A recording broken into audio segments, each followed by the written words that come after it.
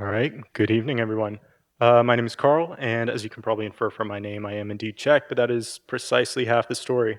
My grandparents on my mother's side immigrated from Czechoslovakia and moved to California, and they have been there ever since.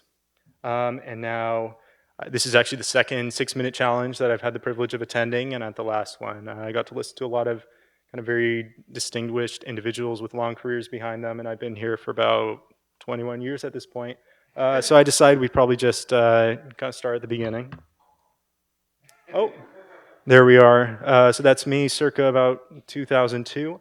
As you can see, not really the highlight of my life. I wore my hair like a ruffian, was a little bit chubby.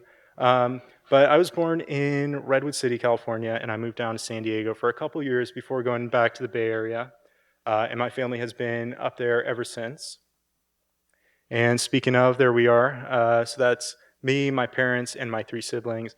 As you can actually see on the end there, my brother's wearing a shirt with the Czech flag on it. So evidently the sort of pride in our heritage hasn't died out completely.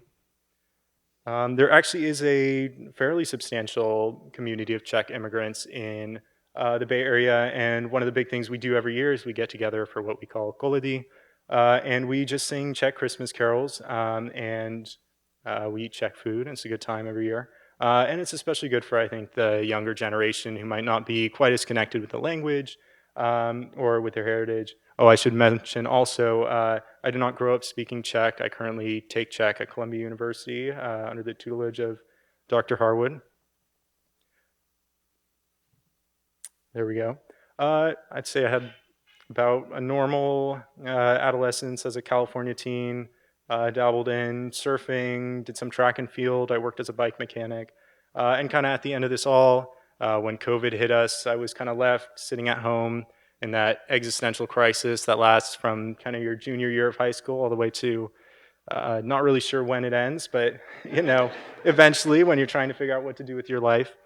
So I went to my guidance counselor at my high school, and they had me take a little bit of a quiz to tell me what I should do. And I took it, put in all my info. It told me I should become a model. Um, and I thought to myself, hand model maybe, but let's go see what the second option is. And it told me mortician. So that's exactly what I did. And the next few slides, about 10 of them, are going to be pictures of my mortuary work. So if you're a little bit squeamish, I suggest you close your eyes for the next, it looks like about 4 minutes there. But no, not really. So I graduated back in 2021 wearing that obnoxious orange robe and moved to New York. And so I've been at Columbia University ever since. I study comparative literature with a focus in Slavic studies, and I do mainly Central European and Eastern European literature, history, culture, a little bit of poli-sci, a little bit of film. So it's fairly broad and unspecific. Um, yeah.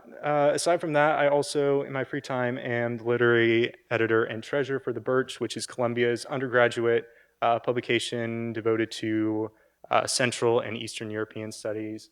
And we're actually the first publication or undergraduate publication in the nation to focus exclusively on the region. So it's very exciting to be a part of this. We do publish a print journal once a year, which should be coming out in the next month. And then we also publish regularly online. So we accept submissions year-round. If you know any undergraduates who are enthusiastic about Slavic studies, you can definitely point them our way. We'd love to work with them and publish their work. Aside from that, in terms of hobbies, I play some music. I also cook, which I don't know if you can count that as a hobby, but I definitely spend way more time doing that than I probably should as a college student, so I decided to throw that on here.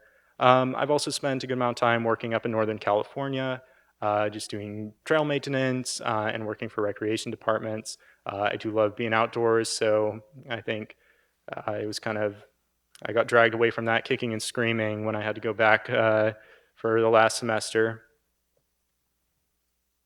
Oh yeah, and I guess what kind of literature major would I be without the books? In the past, I have worked in a lot of kind of broader contexts with Central European literature, history. Projects that I've worked on more extensively have included a paper on Nabokov's use of Nirvana and Buddhist theology, and just general perception of the afterlife in his work in general. More recently, I also did kind of a more extensive research project studying the subjective experiences of Central European authors as it relates to sort of the circulation of their work, both within the Western and the Eastern worlds. Um, yeah, that is the end of my presentation. So currently I am also starting an unnamed thesis, which I need the proposal in the next month, I believe. And then I'm also studying abroad this summer in the Czech Republic to kind of continue my education in the Czech language. And I got some government funding to do that. So I'm very excited for that. But thank you.